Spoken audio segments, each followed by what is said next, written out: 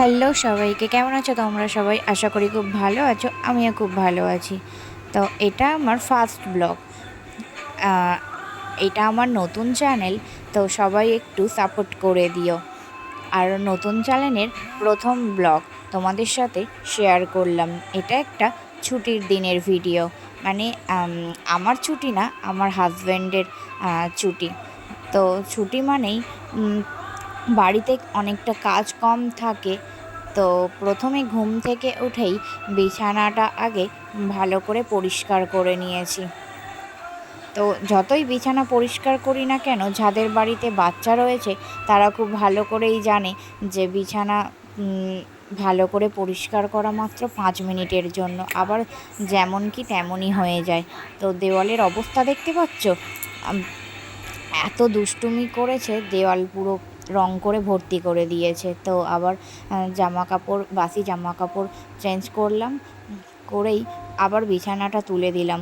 ও তো খাবার টাবার ফেলে একদম নোংরা করে ফেলেছে। তো ও ব্রাশ করে এসে বিস্কুট খেতে আরম্ভ করে দিয়েছে। আর ও যাই খায় না কেন, ওর একটু আবার ফোন দিতে হয়। তো যেহেতু মাসের প্রথম, তো আমাদের মাসকাবাড়ি বাজারও করতে হয়। তো তার জন্য চালটা প্রথমে এসে রেখে দিয়েছে। তো তারপরে মাসকাবাড়ির যে বাজারগুলো এনেছে সেগুলোই আর কি ঢেলে নেব। তো আমরা খুবই সাধারণ মধ্যবিত্ত ফ্যামিলি, এমন কিছু হাইফাই না। তো মধ্যবিত্ত ফ্যামিলিতে যেমনই হয় আর কি।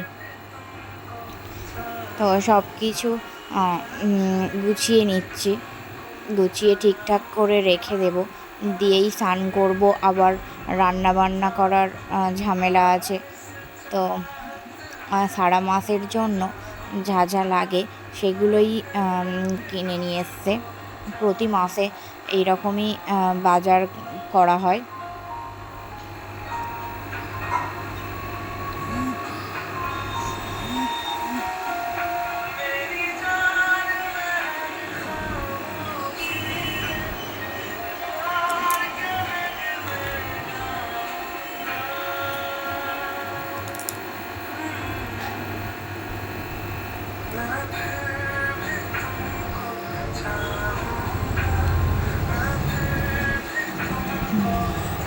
তো এটা আগেই বলে দিয়েছি, এটা আমার প্রথম ব্লগ, আর এটা আমার নতুন চ্যানেল। তো সবাই প্লিজ প্লিজ প্লিজ একটু আমার পাশে থেকো, যাতে আমি একটু এগিয়ে যেতে পারি। একটু আমাকে সাপোর্ট করো, আর অবশ্যই করে চ্যানেলটাকে সাবস্ক্রাইব করে দিও। তো অনেক জিনিসপত্র নিয়ে এসছে, সেগুলোই আর কি এক এক করে বার করছি। সেগুলোই আবার ভালো করে কৌটোতে করে ভালো করে মুড়েই রাখতে হবে, যাতে 1 মাস তো আমার এগুলো থাকবে। মাসের এইরকমভাবে মাসকাবারি তুলে নিলে অনেকটাই ঝামেলা কমে যায়। আর এটা হচ্ছে তেলের সাথে ফ্রি দিয়েছে। তো আমার পুচকু যেহেতু ওর বাবার সাথে বাজারে গিয়েছে, তাই আমি এগুলোকে ভালো করে ঢেলে গুছিয়ে নিচ্ছি, নাহলে ও থাকলে আর এগুলো আর গুছাতে পারবো না। ও তো সারাক্ষণ দুষ্টুমি করে।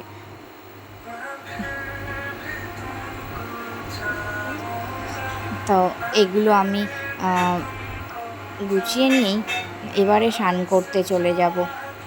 আর এগুলো ঠাকুর ঘরের জন্যই রেখে দিয়েছি, যখনই ঠাকুরের পুজো দিতে যাব তখনই এগুলো নিয়ে ঠাকুর ঘরে রাখতে হবে। তো তারপরে আমি সব কিছু ধুয়ে নিয়েছি, আজ যা যা রান্না হবে সব কিছু কেটে ধুয়ে নিয়েছি, ধুয়ে রেখে দিয়ে স্নান করে তারপরে রান্না করব।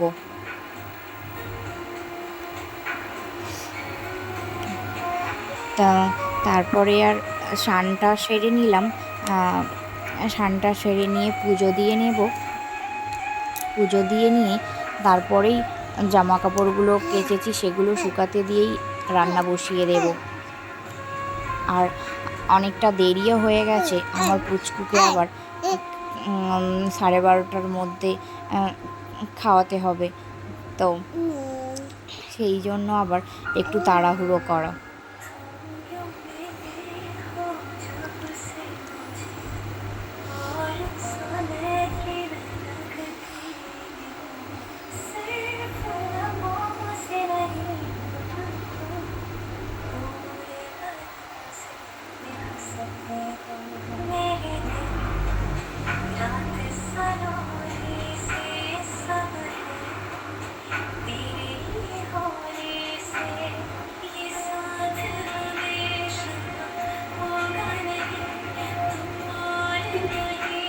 তো রেডি হয়ে চলে গেলাম ঠাকুর ঘরে। ঠাকুর ঘরের পুজোটাও সেরে নিলাম। আমাদের ছোট্ট ঠাকুর ঘর, যেহেতু আমাদের বাড়ি এখনও কমপ্লিট হয়নি, তো সেই রকমভাবে ঠাকুর ঘরও করা হয়নি। তো ঠাকুর ঘরে পুজোটা দিয়েই আমি তুলসীর তলাতে একটু জল দিয়ে নিলাম। যেহেতু এটা বছরের প্রথম, তাই তুলসী তলাতে আমাদের এখানে সবাই ভাড়া বাঁধে, তো আমিও সেই রকমভাবে পুজো দিয়ে নিয়েছি। তো তারপরে অনেক জামা কাপড়ও কাচাকুচি করে ওপরে চলে আসলাম। জামা কাপড়গুলো সব শুকাতে দিয়ে নিয়েছি। তো তারপরে নিচে চলে গিয়ে রান্নাও বসিয়ে দেবো। রান্নাটা আর দেখালাম না, রান্নাটা আমার প্রায় কমপ্লিট হয়ে গেছে। তো কি রান্না হলো সেটাই দেখালাম। যেহেতু ছুটির দিন, সেহেতু একটু চিকেন হয়েছে, একটু চিকেন আমাদের দুজনার জন্য, আর ভাত হয়েছে, ভাত আর শাক আনা হয়েছিল। একটু ছুটির দিনে একটু শাক খাওয়া হয়, সারা সপ্তাহ তো আর খাওয়া হয় না, তো একটু শাক ভাজা। আর আর আমার পুচকুর জন্য একটু মাছের ঝোল।